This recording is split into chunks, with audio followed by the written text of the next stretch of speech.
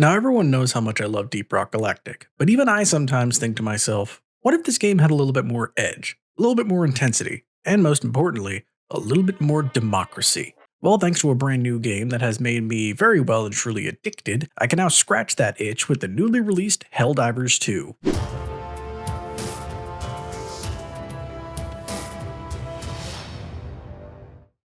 What's up guys, Jay here and welcome back to the channel. If you remember back a little while, I made a few videos talking about great games to play if you like Deep Rock Galactic. Well, in one of those videos I mentioned a game called Helldivers, which at the time had a sequel scheduled for release but was not out quite yet. Well, that sequel is finally here and I literally cannot stop playing it. So today I want to do a breakdown and small review of the game and talk about what I like and the few things that I think could be a little bit better. And this video is not sponsored in any way, I want that to be made clear. I just really like the game and want to give my thoughts on it. So if you guys are ready, here is my unprofessional review of Helldivers 2. By the way, if you like this video, be sure to like, comment, and subscribe to never miss another upload.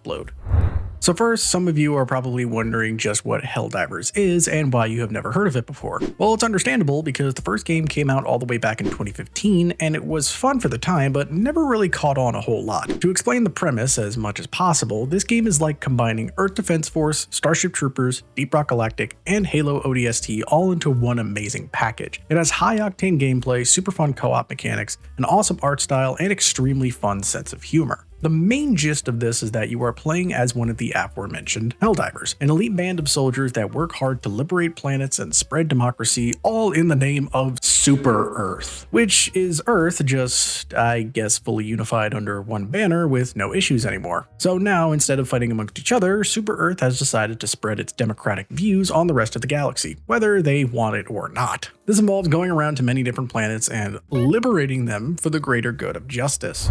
So if that premise alone hasn't sold you just yet, which I can't imagine why it wouldn't, let's talk about how the game actually plays. Well, on the surface, it's a third-person shooter, which is already a big change from the first game since it was a top-down shooter. Most of the gameplay will involve you and up to 3 other squad mates traversing the map space, which is procedurally generated, in order to complete objectives and find as many extra goodies and resources as you can. Completing a mission helps to liberate the planet, which in turn will unlock more planets that are also in need of liberation. Since missions are randomly generated, the objectives and side objectives can always be different, so it never gets old as you may have a completely new kind of objective to complete that you're not used to. As you go up in difficulty, you'll find new types of missions as well as modifiers on said missions to change things up, such as your orbital drops taking longer to be called in or having access to certain weapons by default. Depending on the planet as well, there can be different effects that apply. On a hot planet, you'll burn through stamina faster and your energy weapons will overheat faster, while on snowy planets, walking around can be difficult because of the snow. Aside from the normal insect enemies, which are referred to as terminids, there are also robots that you can go up against called the automatons that function drastically differently, requiring you to adjust your play. All of these things make the gameplay itself very interesting and give a whole lot of replay value. However, nothing affects the gameplay more than the combat system, which is very unique and unlike most other games. As I said, on the base it's just a normal third-person shooter, but there are a couple of different levels added to it. The main component to this game's combat is the stratagem system. Stratagems are essentially pieces of ordnance that you can call in using the proper input commands that can do a wide variety of things, from orbital strikes to bombing runs to dropping sentry guns and heavy support weapons that you can use in the field. There are so many different things that you can use and they all have different effects depending on the situation. One of my personal favorites is the autocannon weapon, which can make short work of any armored enemies, as well as the orbital laser, which is just a hammer of dawn from Gears of War. You can experiment with different combinations depending on the kinds of enemies you are fighting as well as the type of mission to put together some really good setups. Another big factor is that this game requires good positioning awareness and tactics. If you're in the wrong place at the wrong time, it can be devastating because this game has friendly fire. And I'm not just talking about normal weapon damage, it's, well, everything. A good rule of thumb to follow is that if it can kill the enemies,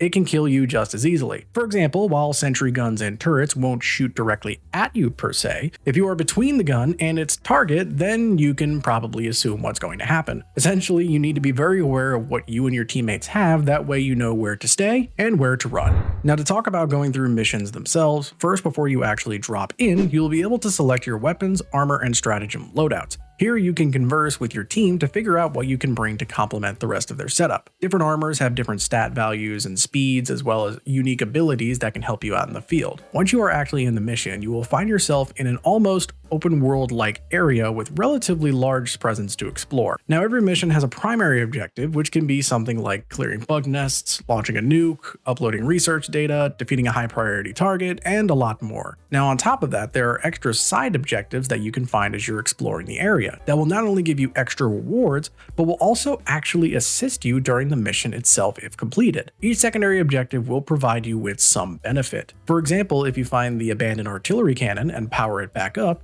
you can actually call in artillery strikes for it to assist you. Or if you find and power up the radar station, your minimap will actually show you where treasures and collectibles are. And on that note, you can find various points of interest as you traverse the map that can contain things like ammo, weapons, or resources that you need to unlock stuff. All of this boils down to you being able to take as little or as much time as you want to complete a mission. Just don't take too long, because if that timer in the top right reaches 0, then you can't call in any more stratagems, so you will have much less firepower.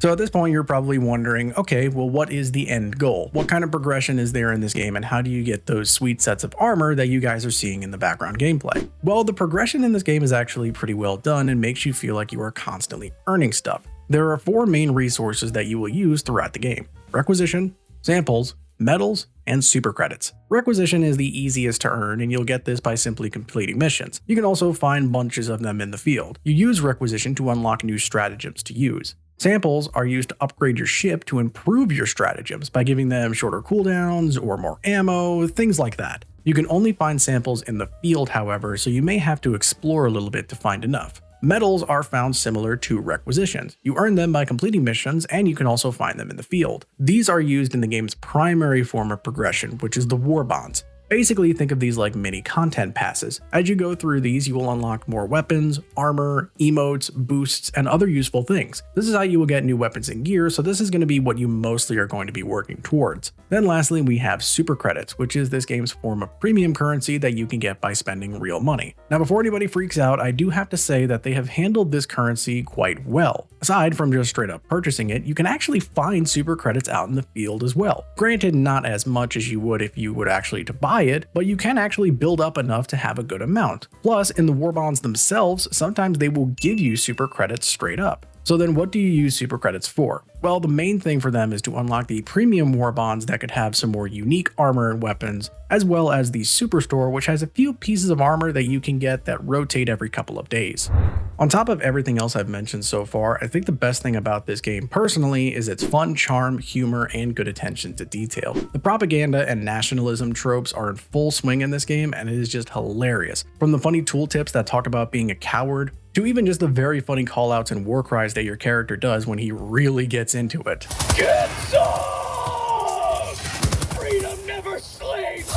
Kill them all! The style and charm is just very enjoyable and entertaining. On top of that, the kinds of details that most games would ignore are nice and welcome here. Like you being able to name your ship and the name actually showing up on the side of the ship. That to me is really cool. Or when you call down a stratagem and actually see it fire from your ship, which is right above you. Heck, when I first saw the loading screen during the actual drop, I didn't even realize it was a loading screen and just thought that it was a cutscene. Oh, this is the loading screen! I didn't even realize this was the loading screen! I just thought this was a cutscene! The attention to detail is well done, and it helps you make you feel more immersed in the experience.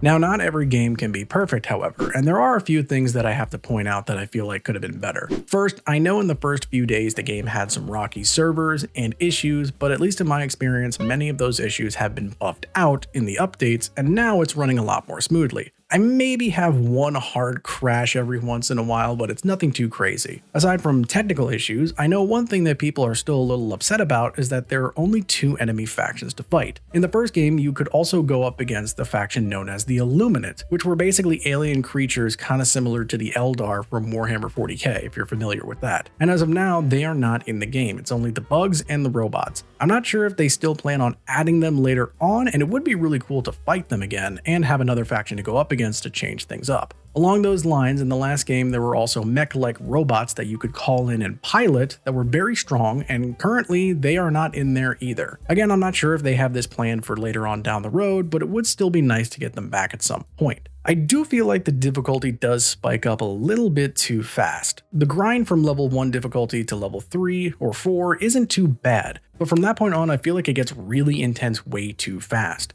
You are almost constantly in a swarm, and larger boss enemies just become part of the normal waves. It's kind of hard to enjoy the later difficulty levels because of all the chaos, which you need to start doing because the amount of medals you need to progress the war bonds starts to get really high. I would like the ability to change the colors on my armor to some degree. I understand that it's probably because it really doesn't make a whole lot of sense for a Helldiver to have hot pink armor colors, but at least maybe give a few color palettes for each armor to choose from, or just to have a little bit more personality. The same can be said about weapons too, I suppose. These are all minor things that really don't take away from the game itself, which is still a huge upgrade from the first one. Well, that was a lot to get through, and hopefully now you understand Helldivers a little bit, and there's still a lot that I didn't even get a chance to mention. If you are curious, I would highly recommend trying it out for yourself, and I'm sure you will not regret it. Let me know if you guys would be interested in seeing any Helldiver content on the channel in the future. Maybe some kinds of build videos or challenge runs, whatever you guys think would be cool. Let me know down below. Anyway, hope you guys found this video helpful. If you did, be sure to give it a like, comment, and subscribe, and don't forget to check out our Discord, link in the description. Thank you guys for watching, and I will see you in the next video.